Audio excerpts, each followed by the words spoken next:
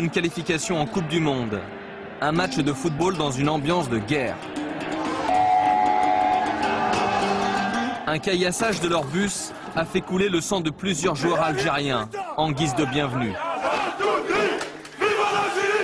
La presse égyptienne accuse les Algériens de manipulation, d'avoir monté ce faux traquenard de toutes pièces.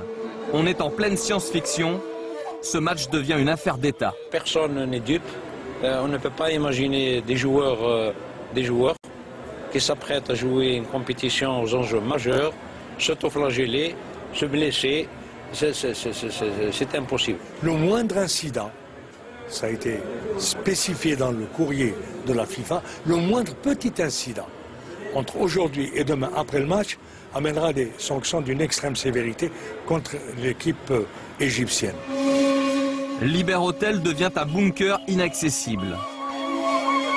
L'équipe d'Algérie est escortée par un impressionnant service de sécurité pour un dernier entraînement. Gros cylindres, snipers, camions blindés, tout y est. Mais c'est trop tard, c'est toute une délégation qui est choquée, traumatisée. On a vu les efforts qu'ils ont fait pour la sécurité et tout, mais il y avait toujours le choc, il y avait toujours ce qui s'est passé, ce scénario était toujours dans notre tête. À 200 mètres de l'hôtel des Algériens, un groupe d'Égyptiens fait du bruit en pleine nuit pour perturber leur sommeil. Nous avons voulu faire une image.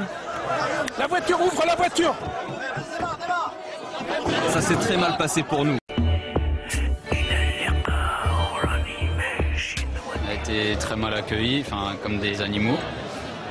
Donc voilà, et puis en plus sur le terrain, ça s'est pas si bien passé que ça. Là, ils vont pas être chez eux. On va voir comment ça va se passer au Soudan, là, parce qu'il y a eu beaucoup de pression.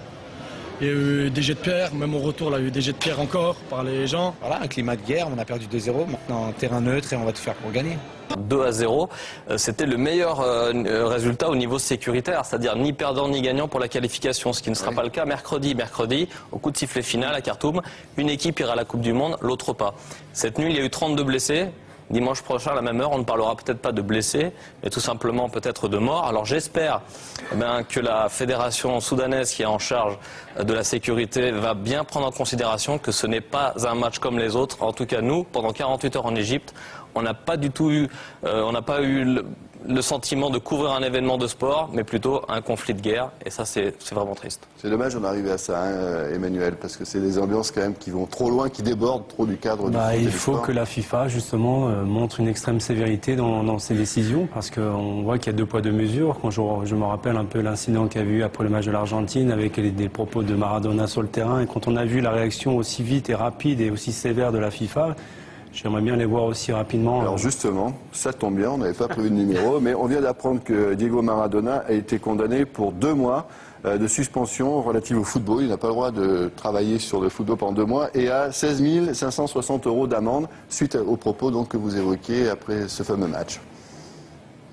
Non, mais ça c'est normal, hein, parce qu'il a dérapé, c'est normal qu'il paye, mais en même temps, j'aimerais bien voir un petit peu les instances de la FIFA réagir à ce qui s'est passé. On attend leur réaction. Vous avez raison d'appuyer là-dessus parce que c'est tout à fait inadmissible.